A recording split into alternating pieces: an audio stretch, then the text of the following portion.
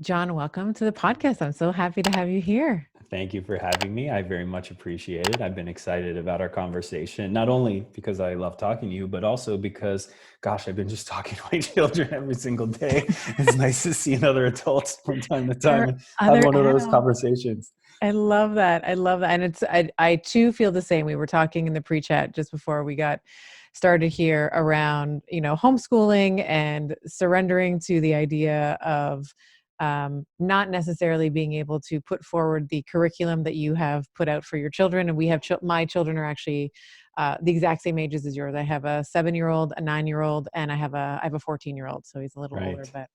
but same sort of, you can drag the horse to water, but sometimes they don't drink no matter what you do. That's right. But as we talk about in the book, you have to find ways to make the horse thirsty. That's what Yes. you can do as the coach or parent or leader. And I used about I used to think about these things quite differently, and then I realized, gosh, they're all the same thing, aren't they? Like leading a team, Yeah. coaching a client, parenting children. It's the same skill set. They're not different, right? Mhm. And the sooner I think folks realize that, uh, the quicker we can rush to this common sort of like human skill that we require, right? Which is what I call just being better with people. That's what coaching is. That's what parenting is. That's what leadership is. Being better with other people. And when we seek that out, we don't need to read a book on leading a company and then another one on parenting children. We can see them sort of fuse together and just become this one thing you got to level up at. Yeah. Um, and we have to work on all the time because I'm constantly reminded every single day by our 4 children that I have some leveling up to do. Oh my gosh, it's so funny. My children have been my greatest teachers, and I was the person who read all the books. I Yeah. was there, I read all the books, did all the classes. I was ready to be a mother. And then of course, you become a mother, you become a parent, and you're like, I have no clue what I'm doing. And like Yeah, what it's like they the didn't talk about opposite, this right? one thing. They didn't talk about this thing like that I'm experiencing right now? Yeah. Well, it's like almost the opposite. It's almost the opposite skill, right? Like as you prepare, as someone like you would prepare, someone like me would prepare, we're going to read books and we're going to take notes and we're going to have systems in place, like the curriculum you mentioned earlier. Yeah, But yeah. it's the exact opposite thing that's required in parenting. You know what I mean? Showing up with your agenda is going to be met with, at the best of times, some resistance, other times, full throttle resistance, right? Like the minute it's your agenda, it's not the collective group's agenda, and then it's not going to work, right? So it's this strange paradox, like your preparedness is actually making you unprepared in some ways to be able to deal with the reality of leadership or parenting or coaching or whatever, right? Because it can't be your agenda. It has to be the group's agenda that lives in the space between you and them. And I think the best, and we'll get into, I want to dive into what makes a good coach and what makes a good doctor or what makes a good parent is allowing the person that you're working with to come to the conclusion that you would have hoped that they would have come to, but Hmm. you help them, through Socratic questioning and all these things that I want to talk about with you on their Yeah, own, right? And totally. yeah, Or even being open to the idea that they come to a totally different conclusion, and you can be okay with that. yeah. Like that's the ultimate in letting go and freedom. Like, hey, we worked on this collaboratively. They went a different direction than I had hoped. And gosh, I'm searching myself and I found that I'm okay with that because it's their journey. All Yeah. right, that is coaching. You know what I mean? And so takes a long time and a lot of practice to get to, but I think you have to fundamentally accept that that's a possibility and that's okay too. Yeah. Yeah. Very well said. And I, in preparation for our conversation today, I was thinking about some of the great coaches and mentors that I've had and what were some of the distinguishing qualities of their personality or their coaching style or their Hmm. teaching style or their mentorship versus other ones that I've had that I didn't re-engage with, didn't feel like I learned or that I didn't get what I was hoping out of that relationship or that Hmm. coaching. And I think if I could rank them or if I could, say the top, 3 things, let's say, would be empathy, right? Mm-hmm. Meeting me where I was, like and I'm going to have Dr. Jeff Spencer. Do you know Dr. Jeff? Byron? Yes. Yeah. So he's been an incredible coach to me. And of Mm-hmm. course, coached Olympians, and he's, Yeah. an Olympian himself. And but when I would come to him with my little pitiful problems compared to, some of the accolades that he has had, he's met me he didn't judge me. He didn't make me feel less than, had a Mm-hmm. lot of empathy for the way that I was handling a particular challenge or particular scenario, and was able to, based on his experience, give me some guidance, give me some things to think about, and ultimately let me make the decision myself. Just like you were saying, whether or not it was what he wanted, I have no idea. Mm-hmm. Um, and the coaches that I've had where I didn't re-engage with them were overly prescriptive, right? They Mm-hmm. were overly instructional. It was just do this, do that, build your funnel like this, say it like this, do it like that. And it was always become a carbon copy of me. Yeah. Yeah. And it was never, here's the way I want you to think about something. Mm-hmm. Noodle on that, marinate on that, and then come to whatever decision that you want. Mm-hmm. So, and I would love for you to maybe comment on this in terms of deconstructing. Like, that's how I would deconstruct some of my best coaches, some of Yeah. my best mentors. What, in your opinion, makes a good coach? Mm-hmm.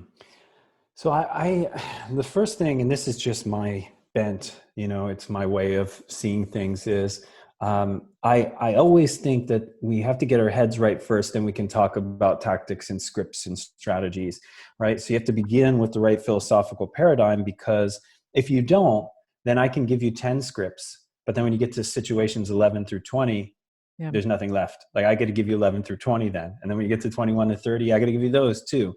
And when it comes to great coaching can be summed up as a fundamentally, deeply held within you, client-centered view. And that's a buzzword. It's popular nowadays, client-centered medicine or patient-centered or client-centered coaching. And I think oftentimes as things become cliches and overworn, they lose their teeth, right? Oh yeah, I've heard that before, so I know it. Very few coaches know it, because it's not something to know, it's something to practice every single day. You wake up and you're bad at it, and then you have to sharpen the saw, and maybe after a few hours of the day you are kind of good at it again, and then you wake up the next day bad at it again. But the fundamental notion here is that your client, your patient, whomever you're there to help serve, is the world's foremost expert on themselves. And you're there to guide them towards the places they want to go. So that begins with you understanding where they want to go.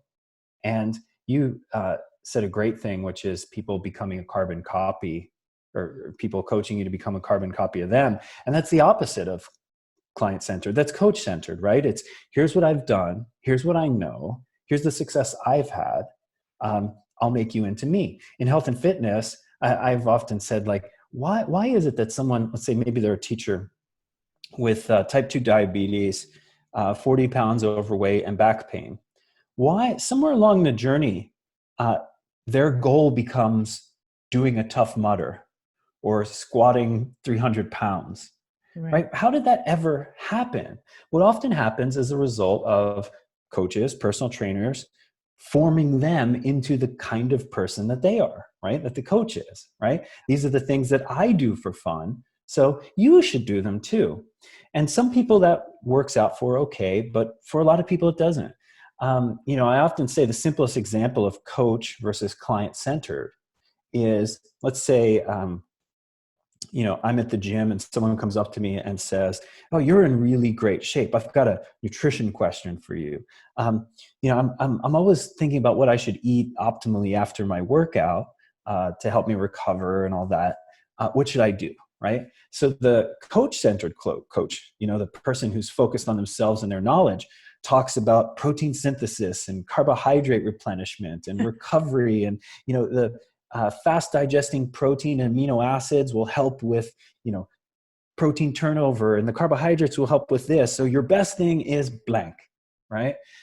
A coach-centered coach is fundamentally different. They say, tell me something. What do you like to eat after workouts? We explore what they like, what their goals are, if there's a gap between the two, and how we can nudge them a little bit closer, still staying within the boundaries of who they are and what they want to do. So notice the thing that the coach-centered coach comes out with is a set of knowledge and a prescription. The thing that the client-centered coach comes out with is a question, right?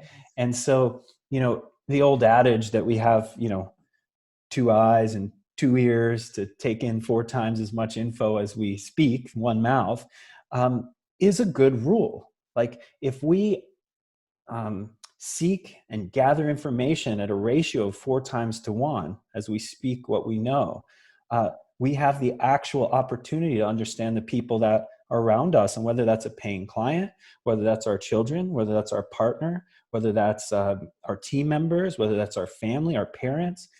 If we talk less, listen more, we have a legitimate shot at forging deeper relationships and achieving the results that we all want to achieve. If we don't, then it's a crapshoot. Like the probability just goes way down. And now when I say listen more, it's not just necessarily don't speak, right? Because active, deep, compassionate listening comes from asking questions, right? It comes from a deep curiosity about the other person. So you may be talking plenty, but most of your talking ends in a question mark, or a raised eyebrow, or a help me understand, rather than oh, I've seen this before. I got this. Right. And that's the headspace one has to be in as a coach. And most trainers and health and fitness coaches aren't trained in that. Most business leaders aren't trained in that. And most Doctors, I would parents, include doctors in that. absolutely. Yeah. And parents too, right? Like Yeah. it's a hard balance in all of those scenarios to be the authority, right? In a parenting situation, you're responsible for keeping your children safe, setting rules, doing discipline, and a host of other activities. How do you balance the two, right? It's very challenging. It always takes more time to ask questions, listen, understand where the other person is coming from. But the dividends that it pays are tremendous. And so for me, it begins with that, getting your head right, client-centered approach, right? Who is the person I'm with?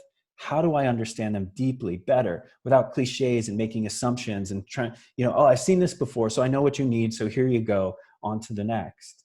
And then we get into the tactics of like, what kinds of questions do you ask?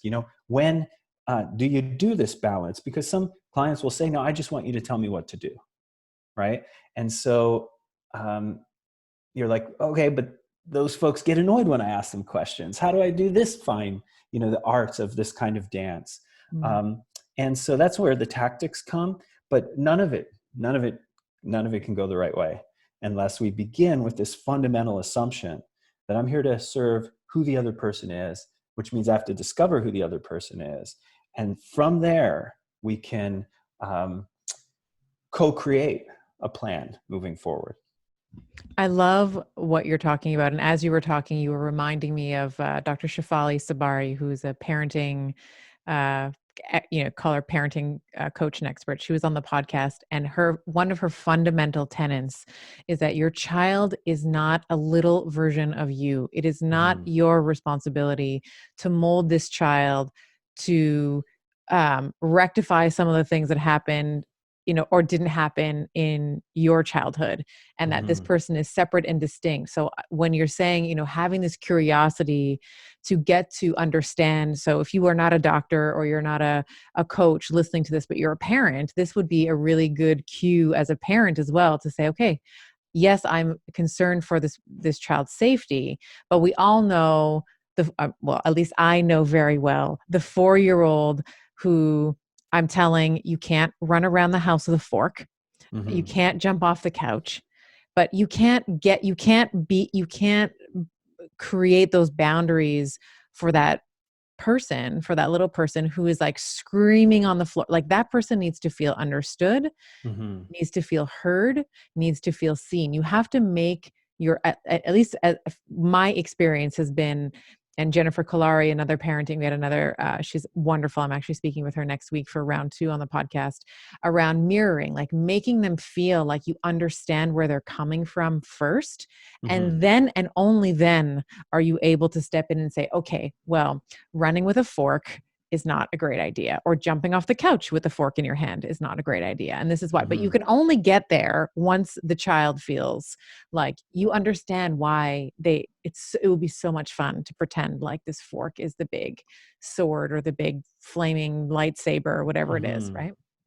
Yeah, and that's really it, right? You see danger, and if you don't make a moment somewhere, and it may not be when they're threatening their sibling with a knife, that might not be the moment to be like, I need to take a moment and deeply understand your Yeah. motivation here. No, Yeah, that's when we get the for knife sure. out of the picture, right? Yeah. But you know, then we go to the, maybe they're sad you took the knife away, which fundamentally, I mean, if you think about it, and this happens at work, I mean, there can be physical and there can be, authority and power based. um, we can call it bullying, right? It's a crass kind of way of looking at it, but um, I am always on guard for being the bully of my child or our team or whatever, right? And what does that mean? Well, it means I am bigger than you. I am physically big. Like our 3-year-old, it's like I'm 7 of her. You know what I Right. mean? Right. Um, or at work, right? If I'm signing the paychecks and I'm the boss and I'm, the public face of the company or whatever it might be, I have all kinds of power and authority, whether it's physical or perceived or whatever the case may be. And we often use that. And we have to be careful with how we use that, right? Because any way you slice it, if it's a willful child versus a willful me, and I make them do my will, I have in many ways taken away all their autonomy. It's just stripped it clean from them because I am bigger and stronger. I mean, how's that different from a government sending someone with a gun to take away your stuff? You Mm-hmm. know, and it is different, right? But by degree, right? And so I just think we often have to think very carefully about our leadership, our coaching, our parenting in that context, right? Um, it's not a free for all. That's not the alternative to not stripping away people's autonomy. But how can we find some middle ground on a spectrum or continuum, right? How can we, instead of forcefully stripping away because we're bigger, more powerful, have more authority, how can we include them in the process, right? And that's really what I continually work on, teach, and also realize that I'm not always good at and have to be reminded, when I slip up to. And I think there's also something to be said about the art of understanding differing viewpoints, right? And this is why I originally wanted you on the show. I mean, I will put your link, your Instagram link and the link to your book and everything in the show notes, but your Instagram is a model for critical thinking. And I love the posts that you put up there. They're excellent. The way that I'll kind of back this up by saying, I had originally emailed you and I said, listen, we have this vegan documentary, Game Changers. Yes. Um, And it's so and great because it was all anyone could talk about, and now we forget I'm the like, name. what was the name? Game That's Changers. right. Game Changers, right? Yes. And then there was this series of debates, right? And I invested, I don't know how many hours of my life watching Joe Rogan. There was like Chris Kresser v. Joel Yes. Kahn, who's the vegan cardiologist. And it's Chris Kresser v. Wilkes, and then Chris Kresser on his own. And Yeah. um, at the end of the day, I don't think anybody changed their mind. The Yeah. vegans didn't leave that saying, you know what, now all I'm going to do is have steak. Hmm. And the omnivores or the carnivores were like, no, now I'm all in for protein, like pea protein. That's it. Like nobody changed their mind. If anything, it polarized people even more. People were more me v you. It was more xenophobic than ever. Hmm. And so I wanted to touch on that because I think you are so masterful. And this is, you've built, you are one of the co-founders of Precision Nutrition. And I think that one of the tenets at PN is to intimately understand as a coach, whether you're a trainer, you're a chiropractor, you are a functional medicine provider, whatever, you're a life coach, to fundamentally understand all the pros and cons of the opinions that you hold and understand where your cognitive biases lie and where your client may be coming from and where they may not be, maybe it's keto. I mean, it could be keto or veganism Hmm. or whatever it is, because you have this, it's almost this, there's like zealots, like you have this Hmm. keto zealots and vegan zealots, and they just, um, if somebody is sort of on the fence as your client about trying keto or trying Tabata style hit or Hmm. whatever it is, your extremism is going to completely turn them off. Hmm. At least I have found that. Do you agree or no? Yeah, I think that either it will, but at the same time, it'll actually attract a group of people who are attracted to the same ideologies, and I think that's where we can become blinded really easily, right? So we're repelling people left and right, but we're not thinking about them because it's too painful to think about, and we can't be wrong, so they must just be idiots. So we write them off, so they're not in the data set anymore, right? And then all these people who like our very polarized opinion, or they want to be vegan or keto or whatever the choice they make is, are attracted to me. So it becomes a very interesting selection bias, right? Where like everyone that I talk to seems to think I really know what I'm doing here, Yeah. you know, It's and so I'm not funny. turning anyone off, Yeah. right? Yeah. Yeah. Um, but that's because you're just attracting a certain kind of person. Mm. And so you're including them in your data set. But the people that you're excluding, which is a large group, right? You're not counting them in your data set because they're all idiots, right? And you can see how this sort of thing starts to form.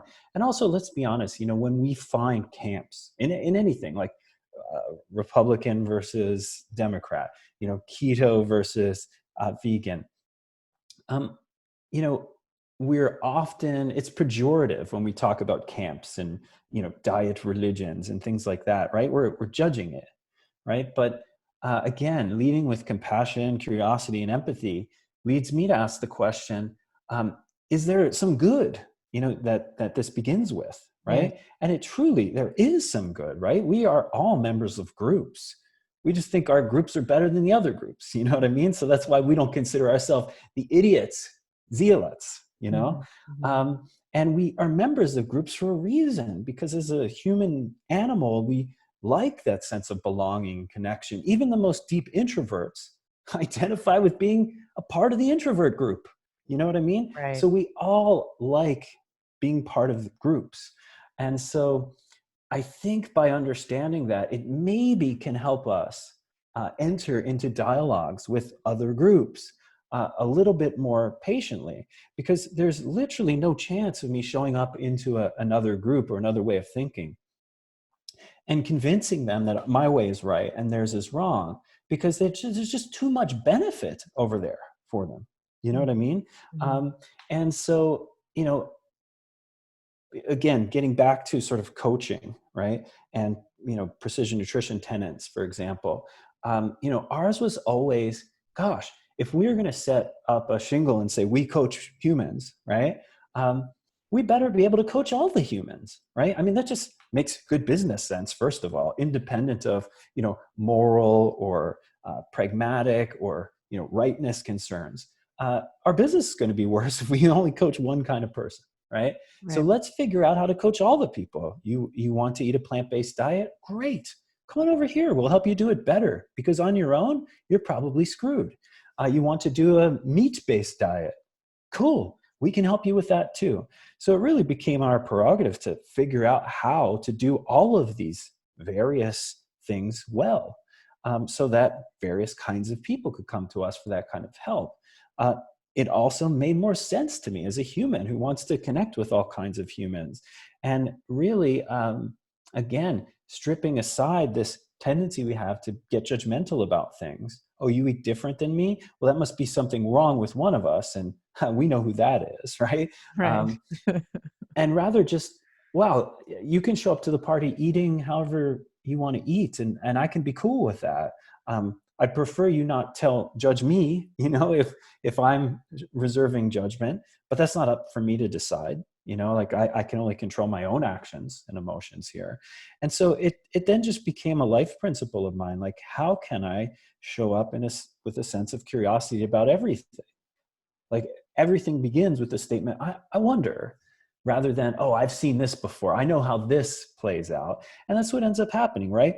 You almost can read the first sentence of, let's say, a political viewpoint, and you already think you know who the other person is and what they're about to say, right? It's almost as if they're wearing this backpack of ideas, and you think you already know what's inside it without it getting unzipped, Right. right? Mm-hmm. And so we go, oh, I've seen this before. And then we start railing against theoretical arguments, made up things, right? And it's such a human tendency to be like, we're going to rid ourselves of that is silly. So the question becomes, how do we navigate a world where we're all prone to do this, right? Where I'm prone to do this, where you're prone to do this, and I am prone to do this. The first thought in my head when I see something that isn't in perfect alignment with the way I choose to live my life is a judgmental one. But I've learned through counseling and through practice that I can let that pass just like a passing cloud. And then I can get to the good stuff, that can help me connect to the other people, that can help me critically examine my viewpoints and theirs in positive ways, and ultimately move forward in life, right? Like, the reason we should be evaluating things is to figure out if they can help us make better decisions for how we're living, right? Like, what's the point of evaluating things? It's what our brain is doing it for, right? It's going, oh, can this be useful to me in some way? Can I live a better life? Can my survival be better? Can my pleasure be better? Can my pain be diminished if I take this action, right? That's why we're evaluating, right? We're actually trying to consume information to make better decisions for our lives and the people that we care about. So gosh, wouldn't it be great to be able to take in all the information and figure that out, right? Yeah. So even someone like me who's really well practiced at this and has made it like a lifelong commitment, you got to know the first thing in my head is probably negative, judgmental, etc. But then I can dissociate from that, and again, that's years of practice, and go, oh wow, there goes that thing again. Gosh, I guess that's never going to go away. And then I just let it blow. But I go, oh, but wait, don't act on it, don't Yeah. grab it, just let it blow past, because it's not the right feeling I need right now. It's not helpful to me. It's the wrong set of emotions. It's not helpful to the other person. My goals are not going to be achieved in life if I latch onto this. Okay, we're going to let it just blow past like a breeze. Now I'm not feeling any attachment to it. I can go, what am I looking at over there? Well, I wonder. And then that allows us to be open to, various viewpoints, even the ones opposite to us. Not saying it's easy, not saying that, I don't have any moments where it's the opposite. But again, the practice becomes, well, how do I let what's going to happen and then just blow past? Yeah. And then we get to the good stuff, the collaborative stuff, where I can work with others and different opinions. Yeah. And I think that also is such a poignant way of thinking about things, especially when we have this cancel culture that is so prevalent now. So somebody does one thing wrong and they are fired, they lose their career, there's, comedians that we've seen make, Mm-hmm. they've been completely like everything, they've lost all their shows, they've lost people have lost TV shows and things like that. And I'm not saying that the act that caused that response was right or wrong, but I think that it comes back to that old, and I'm not a very religious person, but, he who has, it's Mm-hmm. he who hasn't sinned cast the first stone. We all Right. make mistakes. Mm-hmm. And I love what you're saying around, understanding and recognizing, being the observer of that voice, saying, okay, there's the judgmental voice that categorizes people externally, that, directs my own behavior at times. But can I be curious about why they're coming at it this way? Can I be curious enough to understand what are the positives that holding this particular belief system is giving this person, whether or Mm-hmm. not I agree with it or not? What are some of the positives that this is imparting?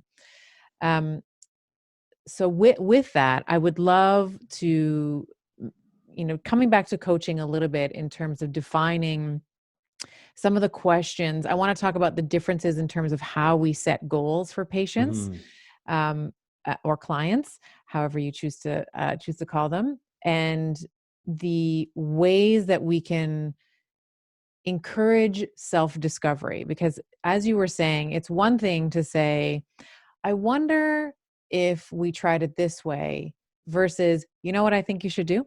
Hmm. You got to do this. You got to meditate. You got to Yep. fast. You got to, so let's talk a little bit about the art of, I call it Socratic questioning. I don't know Hmm. if you have a different, No, no, I think of it the same way. Yeah.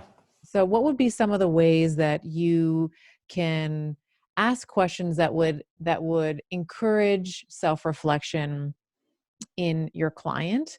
And then Hmm. I want to talk a little bit about how we can start to set goals collaboratively with our patients or with our clients as well. Yeah. Again, so, number one is, for a lot of people, in sort of the Eastern influence on Western dialogue and thinking nowadays, the idea is often referred to as like setting an intention, right? And so that's where we'll begin, right? Whether you believe in this way of being or not, you have to just begin every coaching session with this intention, right? Which is, this session is going to be about discovery. Like, how can I discover enough about this person and help them make good decisions for their lives, right? If you're a health coach, again, what's the goal here? You're trying to help this person live healthier or happier, or have reduced pain, or whatever your specific goal is. Okay, I have to remember the goal, right? This is about them having less pain in their life, right? So I need to make sure I'm not a pain point, first of all. You know what I Yes. mean? Um, Well and then said. how do we do that, right? Well, we have to figure out what kinds of things help them feel less pain. So that's the questioning, right? So uh, sometimes it's imagining, right? Uh, imagine that X pain or Y positive thing, whatever their goal is here in your life right now. What does that feel like for you? Right? Or imagine X pain has gone away. What kind of things can you do now that that pain is no longer in your life? Right? Or imagine you can achieve Y goal, which you said you want to achieve. What kind of things can you do now? What kind of person are you? Right? So we start to really uncover, the hopeful future that they're hoping to live. Right? And so once you have that, now we can ask them questions like, okay, cool. So I'm just curious, like, what sorts of things do you think will bring you closer to that hopeful future? Right? And they'll give you some ideas. Sometimes the answer will be, I don't know. That's why I'm here to see you. Right? Another answer might be, well, I probably should meditate and sleep more and eat less sugar, whatever. Right? Or they may be very specific. I need to do X, Y, and Z. Right? Okay, cool. Another question follow up, if they have some answers, would be, what's preventing you from doing those things right now? Right? So now we understand in 3 questions, right? The hopeful future they want to live, like the dream they're dreaming about, right? The things they think they need to achieve to or do to achieve those things, and then what's in the way. That's only 3 questions. It didn't take very long, right? And I didn't have to say anything. I've just asked questions that help them imagine a better future, and in a completely non-judgmental way, right? And Mm. part of this is theatrics, if you want to call it that, right? There's the wording, but there's also your demeanor. It's how you use your voice, how you use your face, your inflections, right? It takes practice. And that's why most of this stuff is better done in like workshopping scenarios than I read a book, I'm going to go try this thing, right? Because when you workshop it, you can see how other people in pretend scenarios are reacting to it. And then they can give you feedback. But a lot of it is, how can I use my body language and my words and my tonality to help people feel safe? Like, I am legitimately curious. And even better, how can I be legitimately curious, right? Mhm. Mhm. So that they feel that coming through every question, right? And then once we got to, what they want to achieve, their hopeful future, what they think they ought to do, and what's in the way, right? Then we can start troubleshooting, right? And that's where each interaction becomes independent. But when we start troubleshooting, that's where, as you said, I'm wondering if we tried X, how you think that might play out. And then, one of the places where I always want to end up in a little dialogue like this, which I consider like kind of a winding path that we're on together, is at the end confidence testing, right? So we come up with sort of a co-created next strategy, right? And then we confidence test, which is, okay, now I have one last question for you.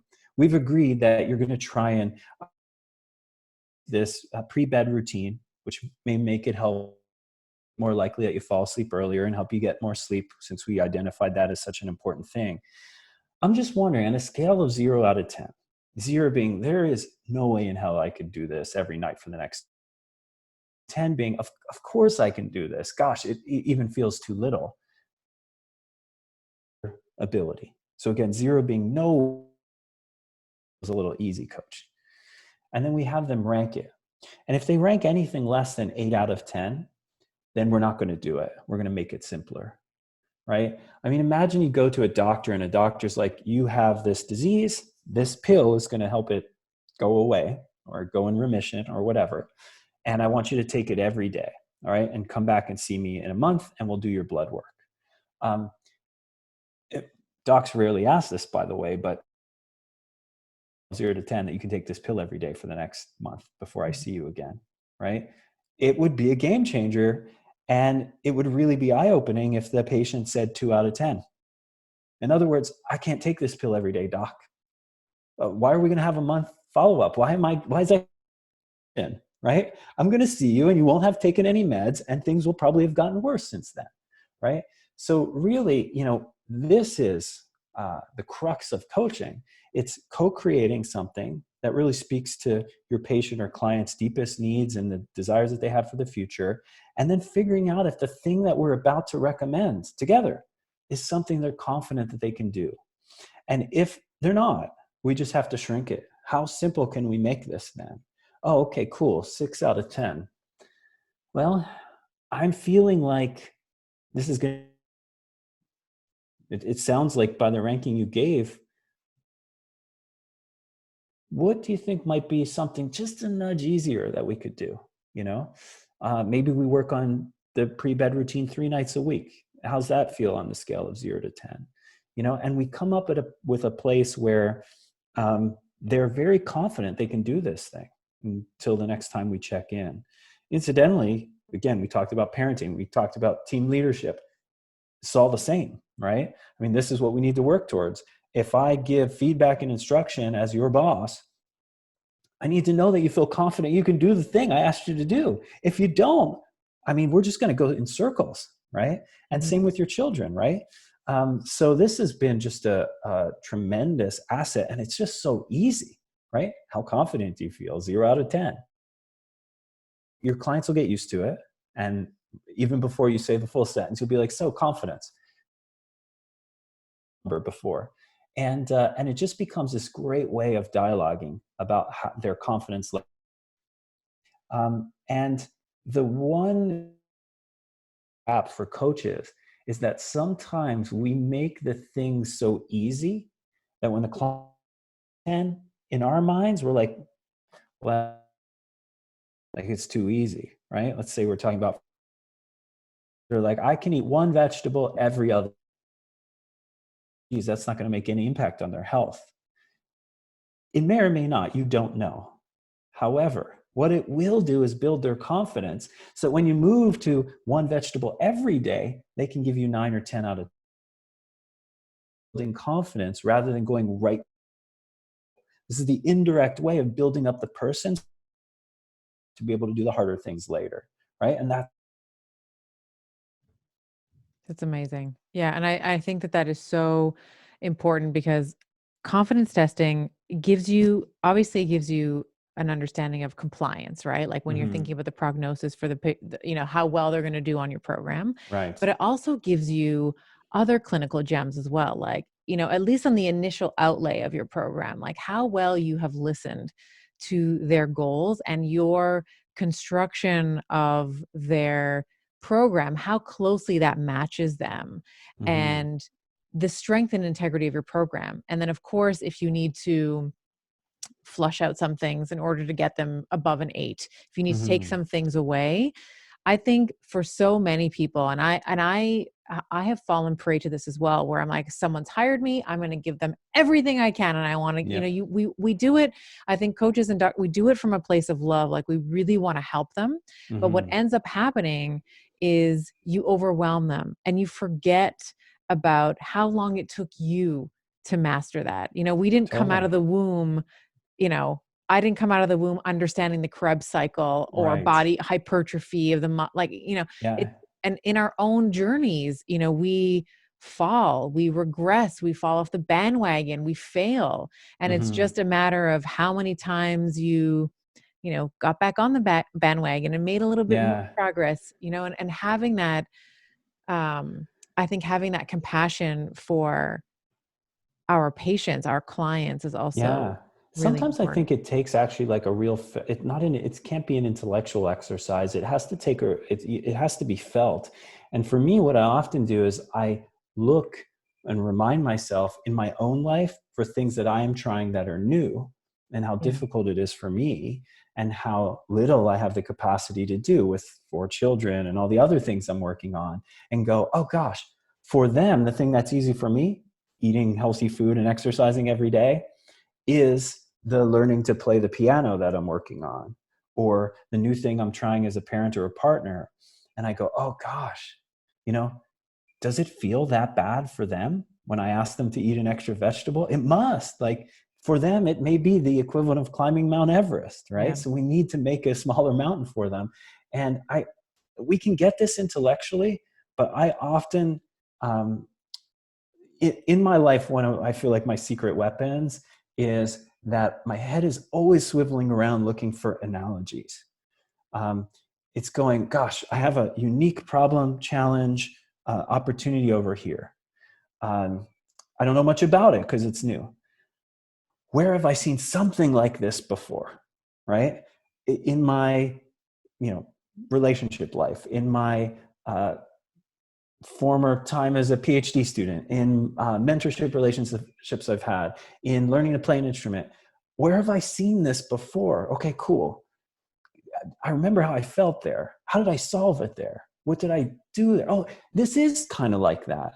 And in David Epstein's book, Range, which is excellent, people who have range have often dabbled in all these varied sorts of things. So then when it comes to problem solving, right? They're like, oh, I've seen this when I worked in this environment previously, or I've seen previously. I wonder if I bring that over here. And he actually talks about how that is most of what innovation is, taking a thing that worked in a different field and just applying it to a particular application in your field where no one's ever done that before. That's what Mhm. most of innovation is. People aren't making things up from thin air. They're actually just borrowing something from another scenario. So again, I think in every aspect, and we're talking about coaching here, this is so useful, right? I have this person in front of me, they're a beginner. I'm not going to remember what it was like when I first started trying this when I was 16 years old. That's 35 years ago. So what am I a beginner at now?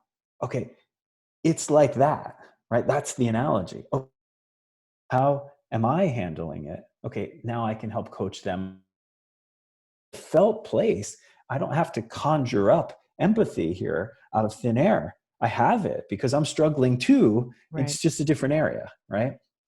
It's funny every time in the times where I have, lectured in, whether it's on stage or in a corporate setting, I'll ask the question, so how many of you, depending on the topic, how many of you in the past month have had, you know, headaches or back pain, or you've thought it's time for me to make a change with my nutrition, or I need to, start exercising and moving more. I need to start working on my posture. And invariably, 80 to 90% of the hands go up. It doesn't matter what size of the audience that I'm speaking to.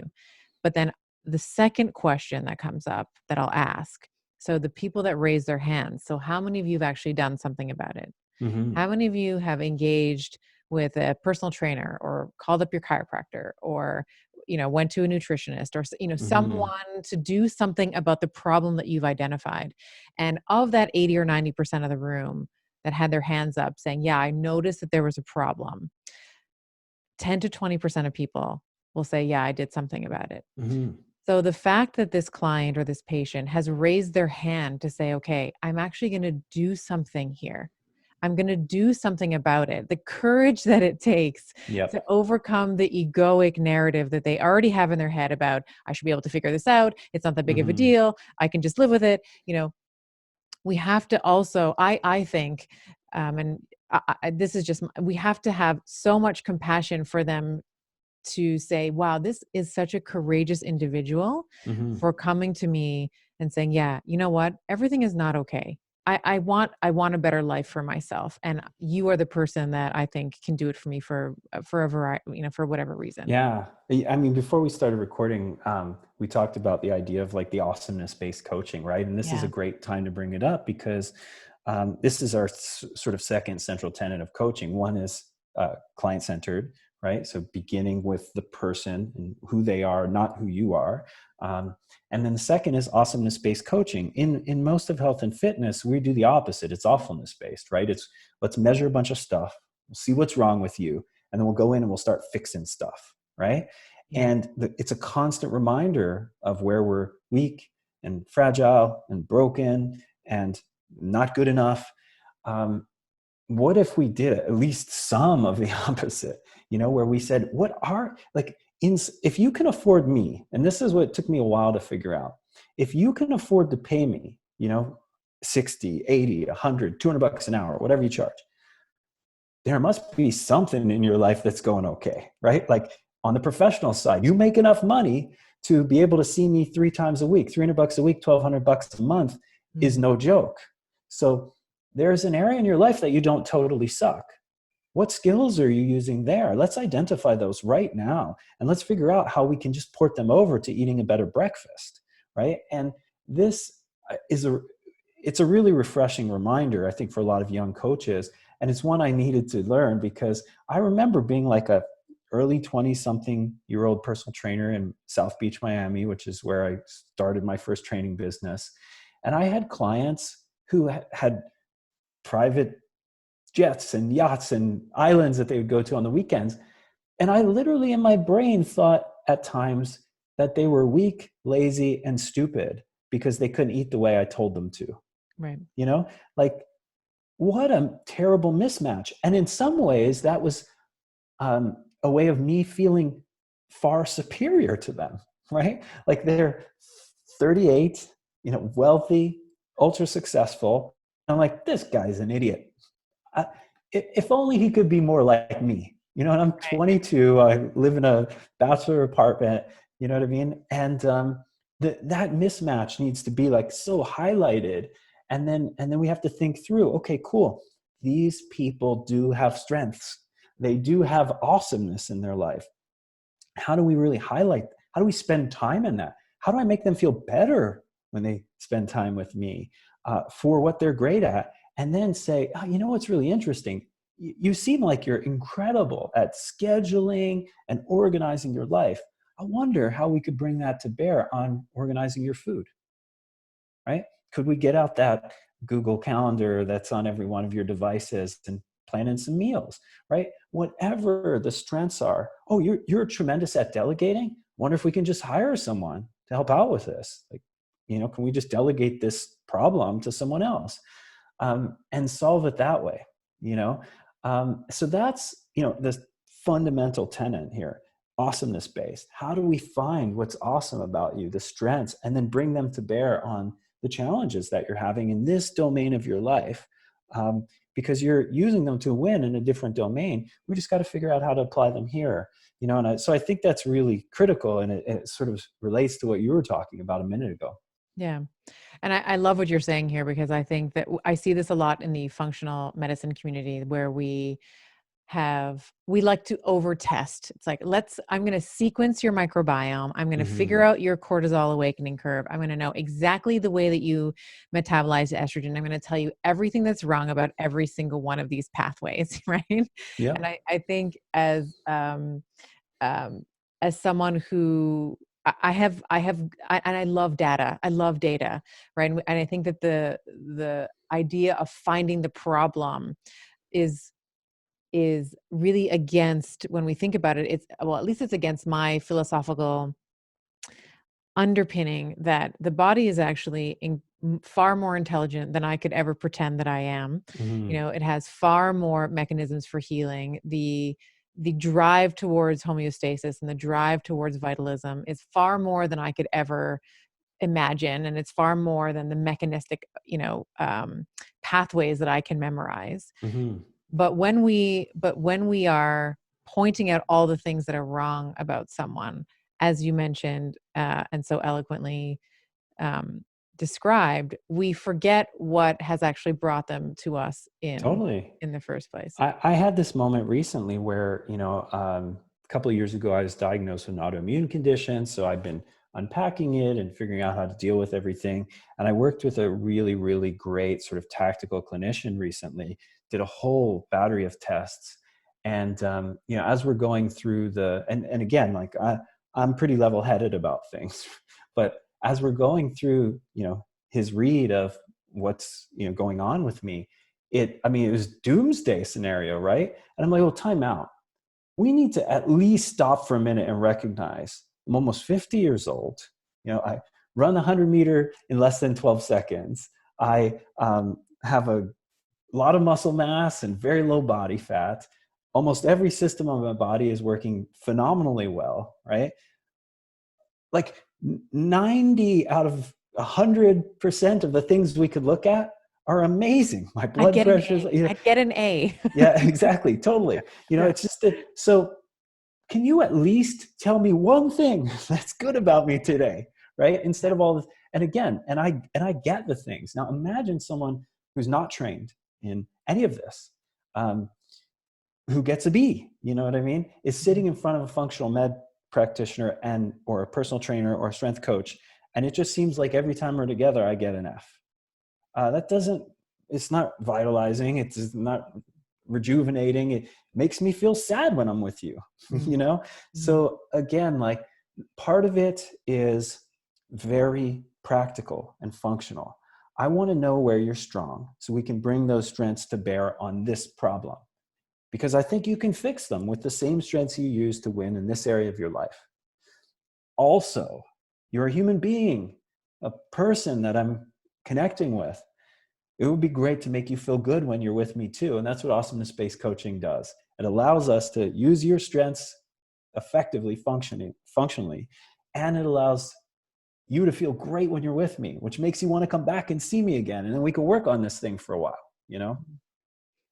And that's what I mean, we were saying this at the top of our conversation that at least for me, the coaches that have been the most influential and that have helped me move the needle the most have been the ones that have met me where I am. Mm-hmm. They've been further along I mean, we're all at the end of the day, we're all on the same path, right? Mm-hmm. We just have people that are further along in the path than I am. And that's why I'm seeking out that help. But they never made me feel that way. Yep. They never made me, like Dr. Jeff was never like, you know what? Do you know how many hours I've put on the bike? I've probably Mm-hmm. put, 100,000 hours, whatever the number of hours is. I've probably put in a million. I mean, he's told me the numbers of how many hours he's trained and stuff outside of our coaching sessions. But if I came to him with, a mindset issue, he'd be like, do you know what Lance Armstrong would say in the Mm-hmm. same, he would, there's no judgment. It's always like, Right. this is where you are right now.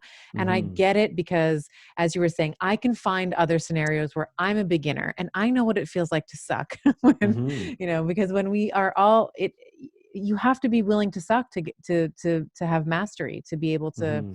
develop mastery, because we all start somewhere. Yeah, I've been going through this recently because our daughter plays piano, and she started when she was 4 and she's 10 now, so she's pretty good. And this year, during my sabbatical starting in January, I wanted to learn to play the piano. So one of my favorite things about it, in addition to the playing of the piano stuff and learning a new skill, is that our children get to see me be worse than, especially my daughter, at something. It's Right. and it's really cool, right? Because imagine you're a child and your parent seems better than you at everything, right? Literally everything. So this is the one chance where she gets to see me be worse than her at a thing that she has some level of mastery of. And Mhm. it's really good for our relationship. And it's also really good for me inside as a being with an ego, where I get to go, wow, okay, cool. How am I going to continually be cool with this sucking at something, right? And oh, this is a great lesson as a family. When you try new things, you suck at them, right? That's just how it is. Mm. And so it's really been a nice experiences, learning experiences, interaction experiences as a family to go through this very intentionally, right? Like, hey, I want to show them that because again, as a parent, you go, oh, honey, you know what? You just need to practice more at whatever new thing they're doing. Where none of us are very good at things when we first start, but that information is a mismatch because, Dad, it seems like you're good at everything, though. Or Mom, it seems like you're good at everything, right? Mhm. So this is an opportunity to show, hey, honey, we need to practice. None of us are very good when we start new things. And you go, for example, Daddy at the piano right now, you Mhm. know? Mhm. So yes, I totally agree. And again, putting ourselves in environments and scenarios where we do have to suck in front of others, because that's what everyone does when they try a new thing, is so helpful as a parent, as a coach, as a leader. But many of us avoid it, right? We Yeah. spend time Yes. in our comfort zones. And even if we're growth minded and we're willing to step outside our comfort zones, we'll try and do it privately, right? So people don't see this heroic figure that I am not being good at something. And it's such a liberating experience to be like, hey, it's okay. I mean, for those who really don't know about, my career, I was sort of the face of the world's largest nutrition coaching and education company. This figure lives out in the world called Dr. John Berardi, and so God forbid Dr. John Berardi show up and be bad at something, but it's quite liberating when you're like, hey, Dr. John Berardi is bad at the things he starts new, just like everyone else. And I own that. And I want to publicly display that, you know?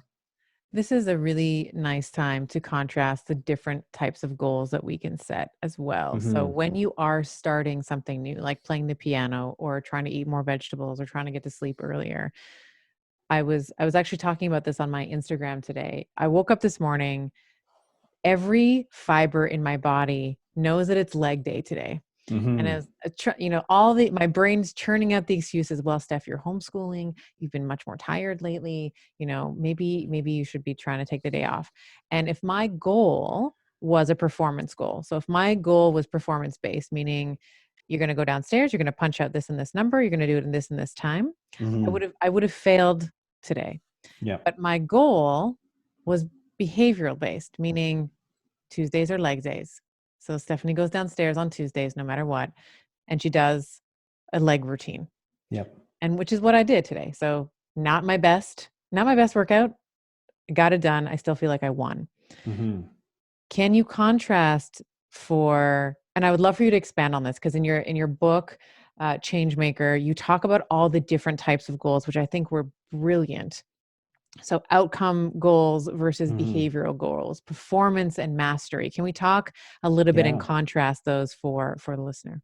Yeah, totally. I mean, we're so often taught to set goals, or the idea that setting goals is really important, but rarely are we really taught, how to effectively set them. And when we are most often taught, it's like SMART goals, like specific and measurable, and Right, right, right. yeah, this kind of Mhm. stuff, right? But what I've just seen over and over again, and the research is bearing it out as well, is that unless, I mean, people always try and put a little asterisk on this by being like, unless you're a elite athlete, but even elite athletes have to do the same thing. If you think elite athletes are different in this way, then you're not one, and you haven't been.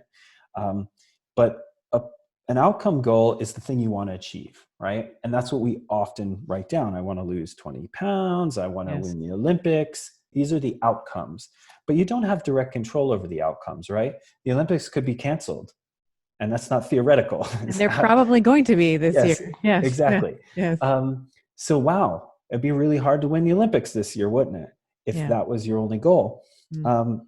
You can't control your physiology. You can't be like, all right, fat cells, we need to metabolize today. Beta oxidation, I need you to be thinking positive. We don't have control over that, right?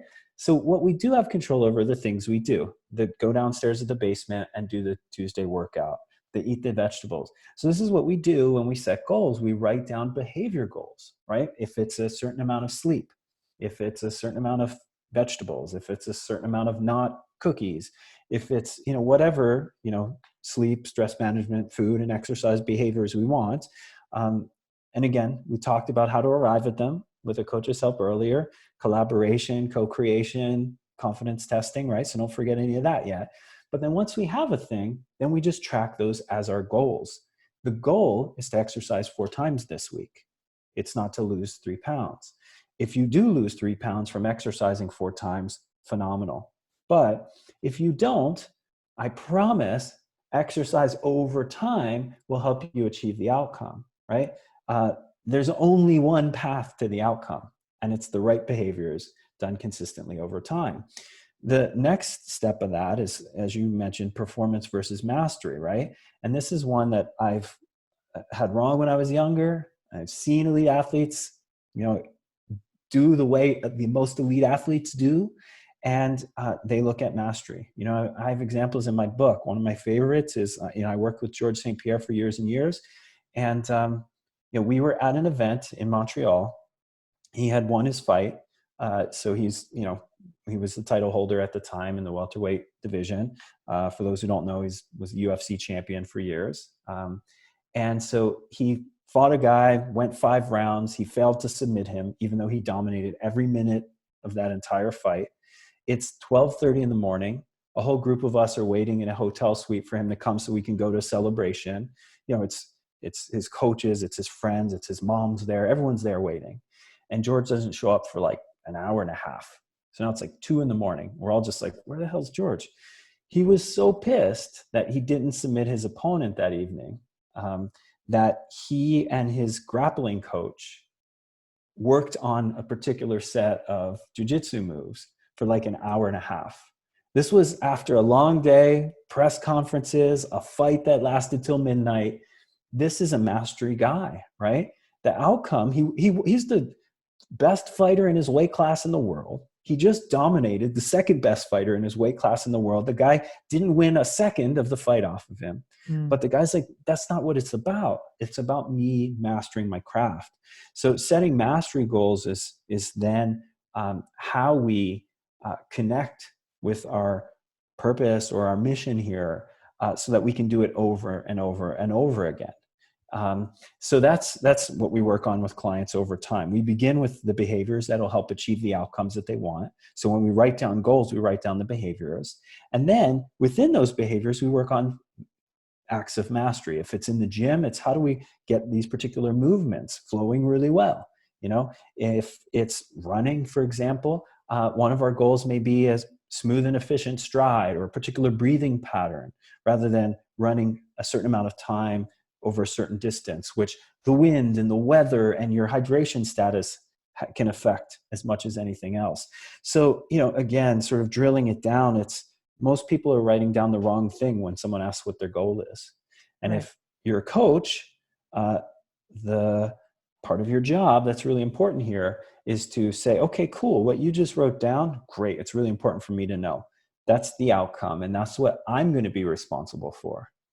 What you're going to be responsible for is a set of behaviors. So let's figure out what those behaviors are for, or what they're going to be. And I'm going to help the behaviors track to the outcome, right? So if there's a division of labor here, it's your program, which I'm going to help create, is the thing that should lead to the outcomes, right? Your behaviors, the things you control and that you're going to do, that's what you're going to focus on, right? If you do the behaviors consistently and I do my job right, which is help those behaviors trend towards the goal, then we're the perfect team. I love that. That's so great. If someone if someone wants to hire a coach or doctor, wants to engage with someone to help improve their health, Mm-hmm.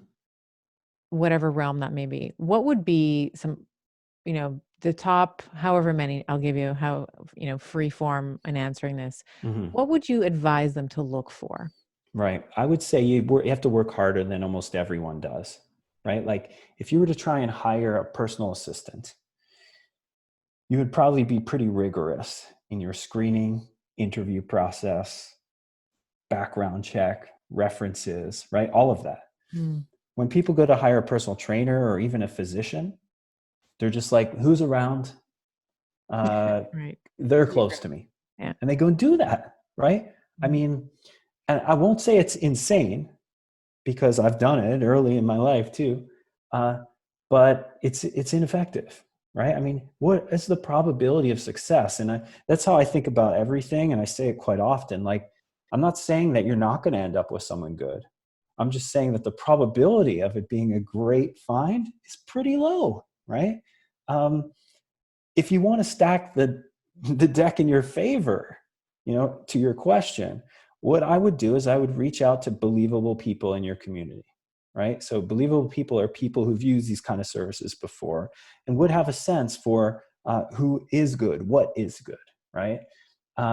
So I mean, I'll give you a really, really relevant example. So our 5-year-old broke his radius and ulna, so his two forearm bones this week. And so he was jumping on a trampoline, he fell backward, outstretched arm, and kablam. So we wanted to go see an orthopod. And so I reached out to, and we're in Arizona right now, I reached out to Mark Verstegen, who runs Exos. He's probably one of the most successful and well-known strength coaches in the world, entrepreneur in the training and health space. I reached out to Stu McMillan, who runs Altus, which is a track and field training facility down here. I reached out to a couple physical therapist friends, and I was like, hey, this is what happened. Who should I go see? All right. These are highly believable people. They've referred dozens, if not hundreds, of people to orthopedic doctors. And then I collected all the information. And so, I mean, it was really amazing that all 4 independent people recommended 4 different doctors, but all in the same practice, right? They all work out of the same building. So I Mm. was like, all right, good. If we go work with that particular group, we're going to be okay, you know?